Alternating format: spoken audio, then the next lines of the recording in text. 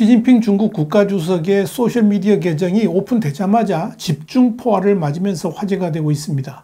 이는 사실상 현재의 중국의 위상뿐만 아니라 시진핑 주석에 대한 반감 등이 그대로 표출되었다는 점에서 눈길을 끌고 있습니다. 시진핑의 순간들이란 이름의 시진핑 SNS 계정에 대해서 Y타임스가 파헤쳐봤습니다. 지금 시작합니다.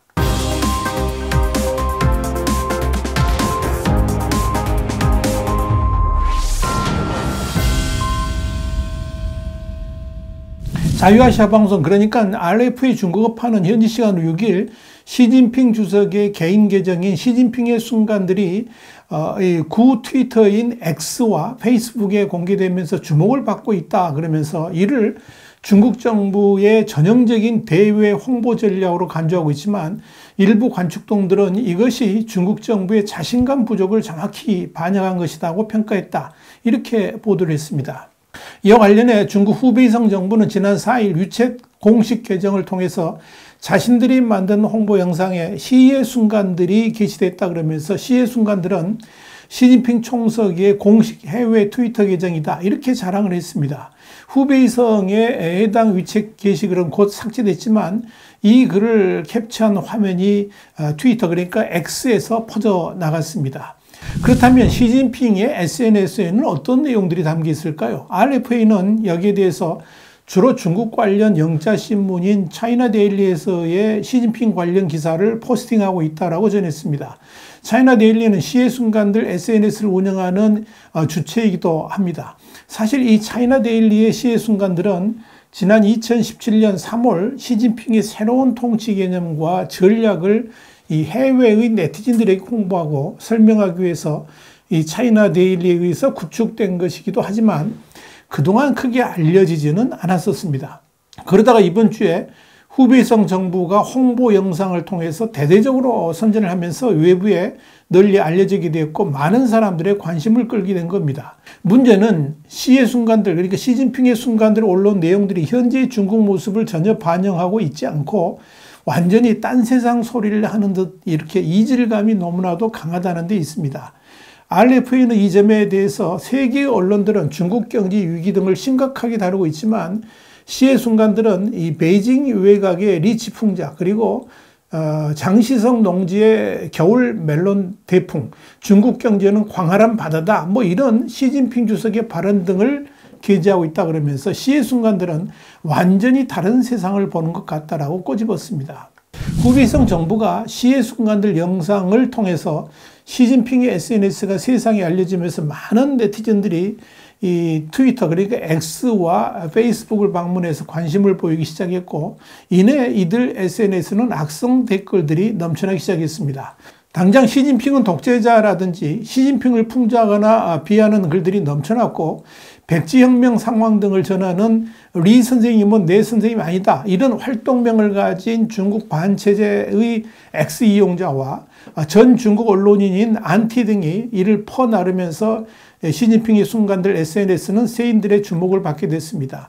해당 소식이 퍼져나가자 X 이용자들이 대거 이 시의 순간들 계정에 몰려들어서 시 주석에 대한 비판과 공격의 댓글을 남겼고 이에 시의 순간들은 댓글창을 닫아버렸습니다. 미국의 소리, 그러니까 VA도 이 같은 소식을 전하면서 이 X 이용자들은 해당 계정을 리트윗하면서 시 주석에 대한 비판을 이어가고 있다고 밝혔습니다. 지난 4일 이 시의 순간들 SNS의 댓글창이 닫힌 이후에 그 이전에 작성된 댓글들도 거의 볼 수가 없고요.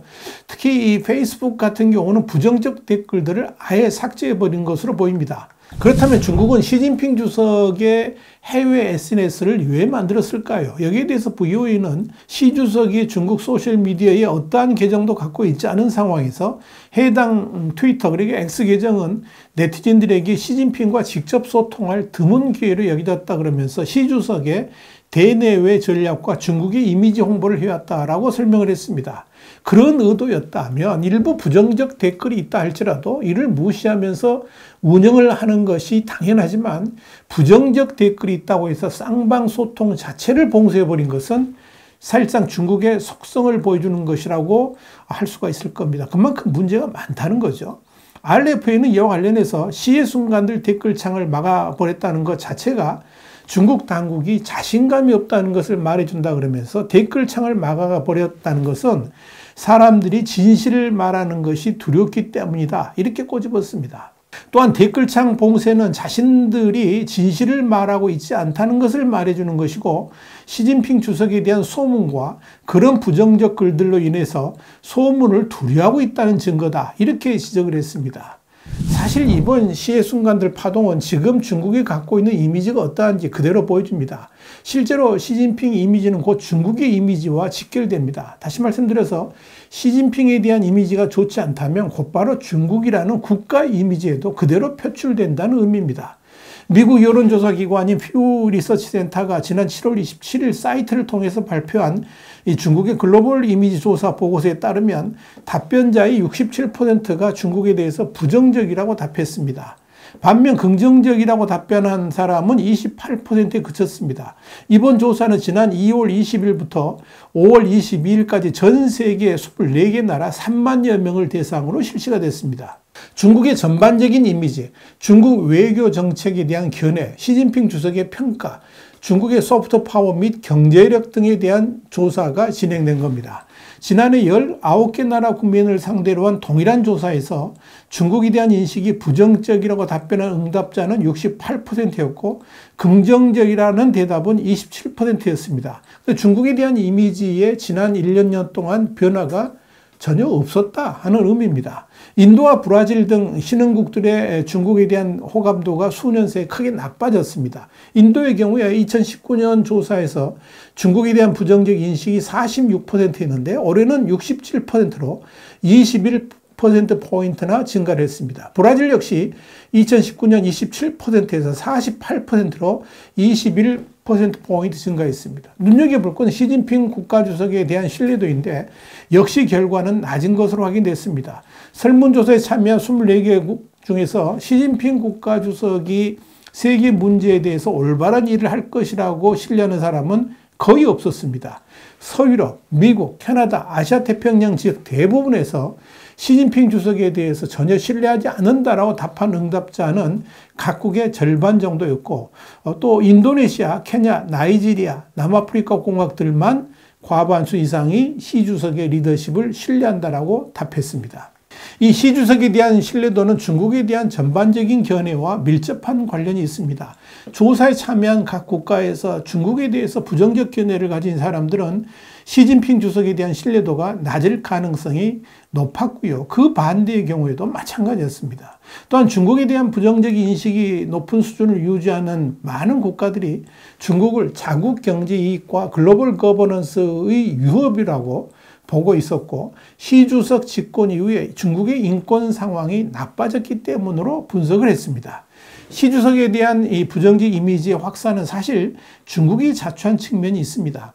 서구 사회에서의 지도자 이미지는 권위라든지 카리스마 같은 강력한 이미지보다는 부드러움이라든지 친근감 같은 소프트 파워를 더 중시하는 이 측면이 있습니다. 그러나 중국에서의 시진핑은 사실상 황제의 권위에 걸맞는 이미지만 추구를 합니다. 근엄하면서도 어느 누구도 범접할 수 없는 강한 이미지를 형성하는 걸 추구한다는 것입니다. 재미있는 일례로 시진핑 주석을 곰돌이 푸하고 연기한 캐릭터들이 나돈 적이 있었습니다. 아마도 서방 진영이었다면 그런 친근하고도 재미있는 이미지를 통해서 시진핑 주석과의 친근감을 제고하는 이미지 전략을 채택했을지 모르겠습니다. 그러나 중국은 그렇지 않았습니다.